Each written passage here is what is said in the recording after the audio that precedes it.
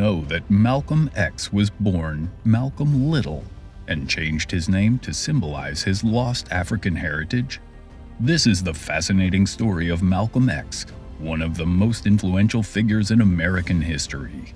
This documentary delves into the man behind the legend. Today we explore the untold side of his early life, his rise to prominence as a civil rights leader, and his tragic assassination. From his experiences in prison to his advocacy for human rights, get an intimate look at the complexities and contradictions of Malcolm X's extraordinary life. Discover the motivations behind his actions, the people who shaped him, and the legacy he left behind. Malcolm X, born Malcolm Little on May 19, 1925 in Omaha, Nebraska, was the fourth of 8 children to Louise, a homemaker, and Earl Little, a passionate preacher and activist. Earl was deeply committed to the ideals of Black nationalism, aligning himself with Marcus Garvey's Universal Negro Improvement Association, which called for Black pride and independence. Earl's activism placed a target on the Little family. White supremacist groups, including the Ku Klux Klan and a faction known as the Black Legion, relentlessly harassed them. Malcolm's first experience with racism came even before his birth.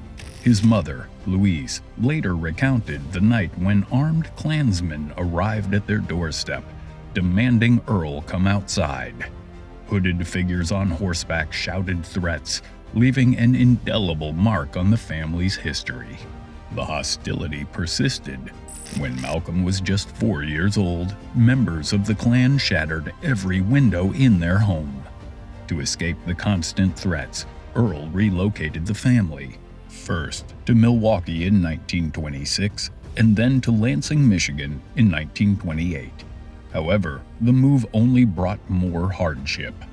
Shortly after settling in Lansing, the family's home was set ablaze by a racist mob. Local police and firefighters, all white, refused to intervene. Quote, "They stood and watched as our house burned to the ground," Malcolm later recounted with bitterness. Determined to rebuild, Earl constructed a new home in East Lansing. But tragedy struck again in 1931, when his lifeless body was found on a streetcar track. Despite a history of death threats, authorities ruled his death an accident, nullifying the life insurance policy he had hoped would safeguard his family. The Littles were left devastated and unsupported. The loss shattered Louise, who was overcome with grief and despair. By 1937, she was institutionalized, spending the next 26 years in a mental hospital. With their mother unable to care for them, Malcolm and his siblings were separated and placed in foster care, scattering the family and marking the start of a turbulent journey for young Malcolm.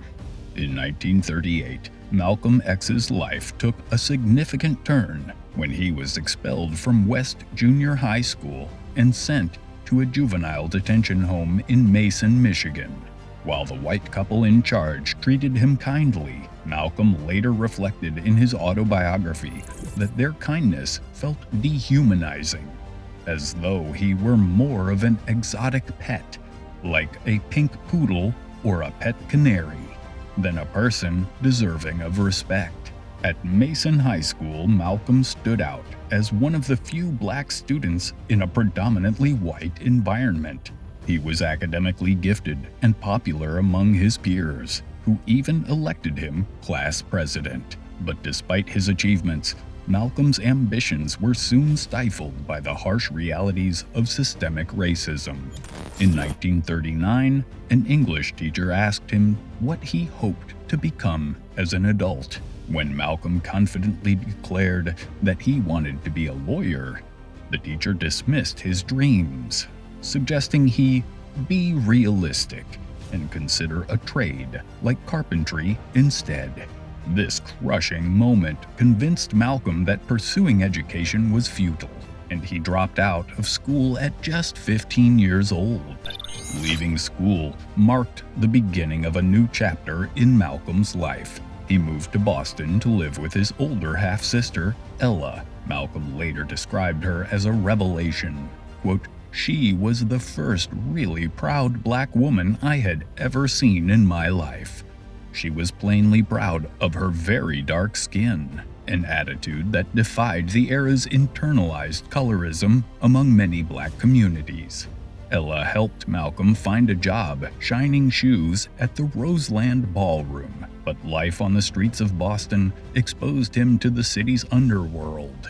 Soon, Malcolm was drawn into a life of petty crime and drug dealing. He later found work as kitchen staff aboard the Yankee Clipper train traveling between Boston and New York. But his descent into crime deepened. Dressed in bold, pinstriped zoot suits, he embraced a lifestyle of late-night clubs and dance halls, funding his extravagant habits through increasingly illegal activities. In 1946, Malcolm X, then known as Malcolm Little, was arrested for larceny and sentenced to a decade in prison. During his incarceration, he immersed himself in books, devouring volumes from the prison library to compensate for the education he missed after dropping out of high school. His time behind bars marked the beginning of a profound transformation. Malcolm's siblings, members of the Nation of Islam, frequently visited him and introduced him to the group's philosophy.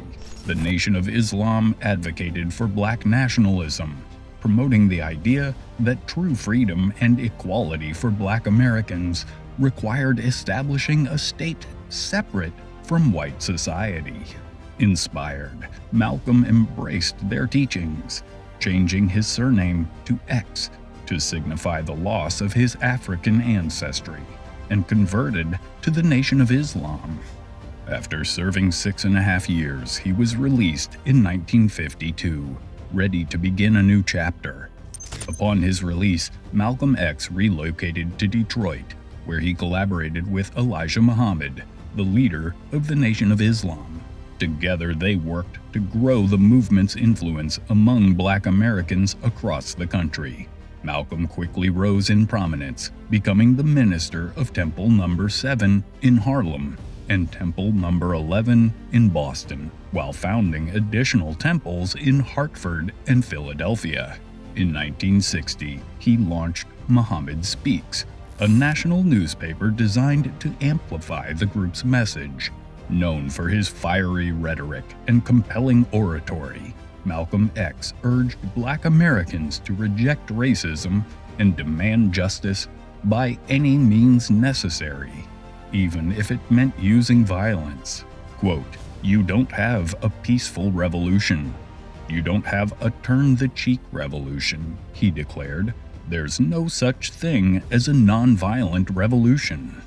His militant stance and calls for an independent black nation gained him both passionate followers and vehement critics.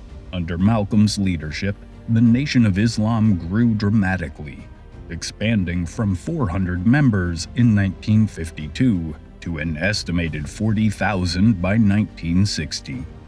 By the early 1960s, Malcolm X had become a prominent figure in the civil rights movement's radical wing, presenting a stark alternative to Martin Luther King Jr.'s vision of nonviolent integration.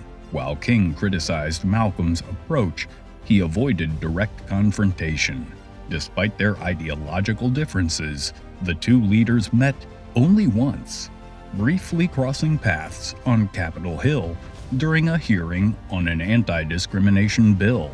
Malcolm's relationship with Elijah Muhammad began to deteriorate in 1963 when he discovered that his mentor had violated the moral teachings he espoused, including fathering multiple children through extramarital affairs. This disillusionment deepened after Malcolm's controversial remarks about President John F. Kennedy's assassination, which further strained their relationship.